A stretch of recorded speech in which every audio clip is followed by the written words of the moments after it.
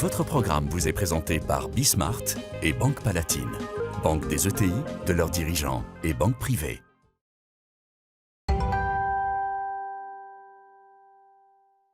Et on termine cette émission avec Olivier Attimon. Bonjour. Bonjour. Vous êtes donc directeur général de Sodial Fromage. Alors, c'est la première coopérative laitière de France, 41 fromageries, 370 000 tonnes de fromage commercialisées en Europe. Du côté des marques, on citera Entremont, Richemont ou Cœur de Lion. En fait, s'il y a un grand gagnant de cette crise sanitaire, c'est le fromage. Je ne savais pas, moi. Le fromage, effectivement, est un produit refuge. Et dans les moments difficiles, on aime se retrouver, effectivement, autour d'un morceau de fromage, que ce soit un fromage à consommer en apéritif ou même en raclette en plat principal. Oui, ça a été une bonne année pour tous ces fromages du quotidien. Et vous l'avez vu en termes de vente, alors? On l'a vu aussi en termes de vente. On l'a vu en termes de vente pour ces fromages que je viens de vous citer, ces fromages un petit peu du quotidien. Par contre, pour les fromages AOP, ça a été beaucoup plus compliqué parce que là, leurs marchés se sont écroulés, que ce soit la restauration ou que ce soit même la vente à la coupe en grande distribution, parce que ces rayons ont fermé. D'accord. Alors, effectivement, vous parliez du fromage à raclette. Alors, les ventes ont été multipliées par 3 ou 4 pendant les périodes de confinement. Oui. Effectivement, j'étais quand même très étonnée. Aujourd'hui, est-ce que cette tendance d'amour nouveau du fromage reste encore, ou est-ce que c'est retombé post-confinement? C'est un petit peu retombé. Néanmoins, ces différents usages de consommation du fromage, eux, ils perdurent. Avant, effectivement, nous consommions le fromage un peu en plateau avant le dessert. Maintenant, nous le consommons de plus en plus à tout moment de la journée, en snacking, en entrée, en plat principal, donc les raclettes. En entrée? En entrée, bien entendu. Regardez une salade, par exemple. Ah oui, c'est vrai. Je vous défie de ne pas avoir un morceau de fromage. Ah oui, c'est vrai, ça manque maintenant. sinon, en fait. Absolument, mais c'est toute la force et la vitalité du fromage. En fait. Alors, est-ce que justement, la production française, aujourd'hui, elle est suffisante pour faire face à toute cette demande? Elle est même exportatrice. Oui, c'est ça. On a quand même de la marge, nous, en France, pour nous avons pouvoir faire capacité à pouvoir exporter. Tout dépend des types de fromages, bien entendu. Mais nous importons aussi certains fromages que nous ne pouvons pas produire aussi en France. Je pense à certains fromages italiens ou grecs également. Mais c'est un marché plein de vitalité, oui, le fromage. Alors, vous avez inauguré récemment un agrandissement de 25% de votre usine de Saint-Flour dans le Cantal. Oui. Vous avez annoncé aussi un investissement de 170 millions d'euros dans les 5 prochaines années. À quoi vont être destinés ces investissements? Et qu'est-ce qui motive cet agrandissement-là? D'abord, à accompagner cette croissance du fromage. Ensuite, développer les filières effectivement qui sont plutôt porteuses en AOP, avec cette notion de proximité qui est de plus en plus importante.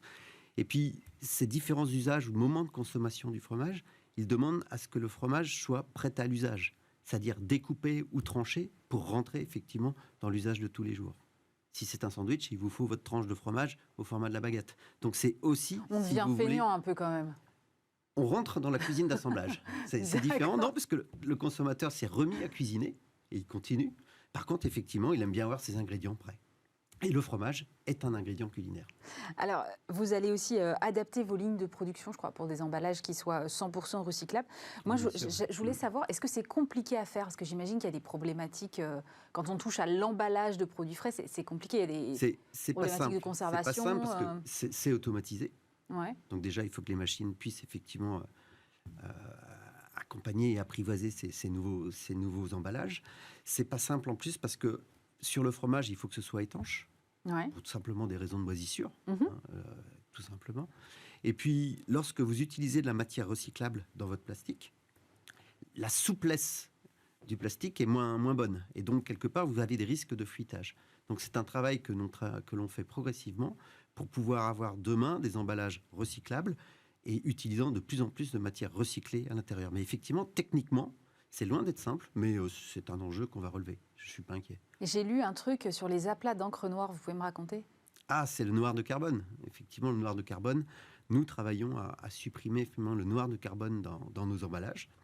Et ce qui fait qu'effectivement, on a même certains plateaux de fromage qui privaient de ce noir de carbone. Nous avons même changé la couleur de nos plateaux, évidemment. Incroyable. Vous faites beaucoup de fromages AOP ou IGP qui, eux, donc vous le disiez tout à l'heure, ont plus souffert de la crise. Est-ce que vous allez aussi investir sur ce segment-là? Oui, absolument. Justement, sur tout ce qui est un petit peu découpe et transformation aussi. Déjà, augmenter la capacité de certaines filières AOP qui se développent bien. Je pense à tous les bleus, justement. Bleu d'Auvergne, par exemple. Oui, tout à fait. Mais aussi travailler à ce que ces fromages, entre guillemets, qui se mangent encore beaucoup de manière gastronomique avant le dessert, puisse aussi accompagner le consommateur à d'autres usages. Et on voit dans la cuisine de tous les jours qu'on utilise de plus en plus aussi de fromage AOP. Et c'est pareil, il faut du coup que la découpe de ces fromages accompagne et corresponde à ce que le consommateur veut en faire. Le consommateur ou l'industriel, bien entendu. Mais en fait, je suis assez fascinée, je vous écoute, et moi je me disais, un truc aussi vieux que le fromage, évidemment, le marché est à maturité, il ne se passe rien, quoi. Mais en fait, non, au contraire, il se régénère à une vitesse importante.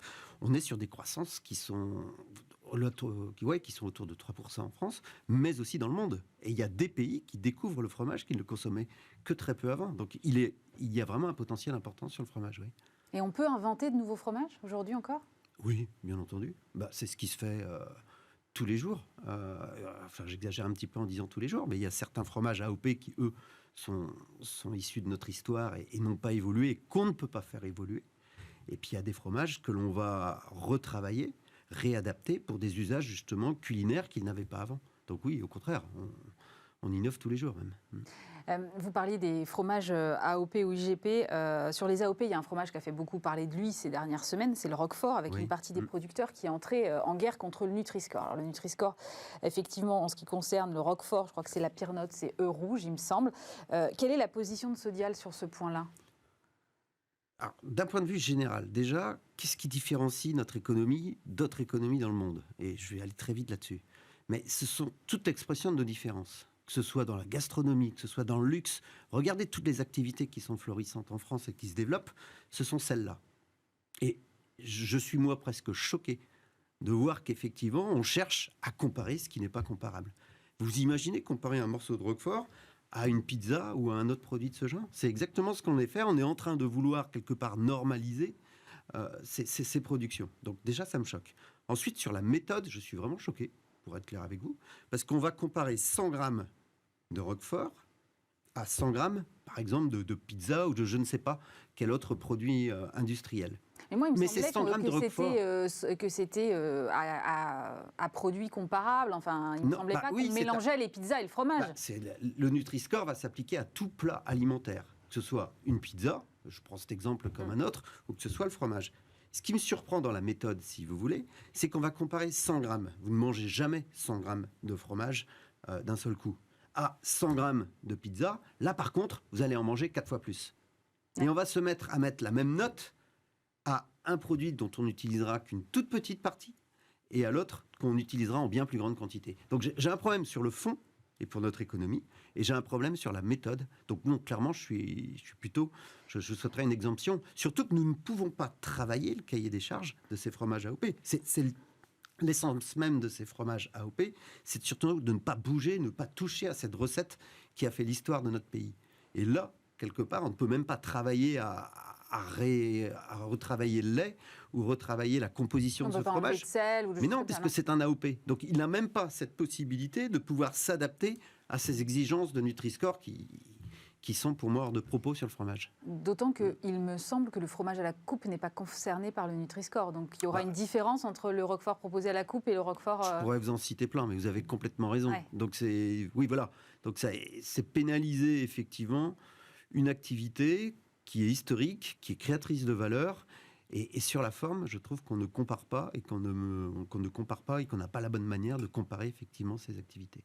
Vous avez des retours du gouvernement ? Je crois que le ministre de l'Agriculture a été plutôt favorable à vos bien entendu, il l'a parfaitement compris et il a demandé l'exemption. Donc, mais je sais que le Nutri-Score dépend du ministère de la Santé. Absolument. Donc c'est pas simple et donc on attend, mais on continuera effectivement à pousser pour cette exemption parce que pour nous, elle n'a pas de sens. Merci beaucoup Olivier Timon. Je rappelle que vous êtes directeur général de Sodial Fromage. Merci d'avoir été avec nous. C'est la fin de cette émission. Évidemment, vous retrouvez Stéphane Soumier dès lundi sur Bismart. En attendant, passez un très bon week-end et à vendredi prochain.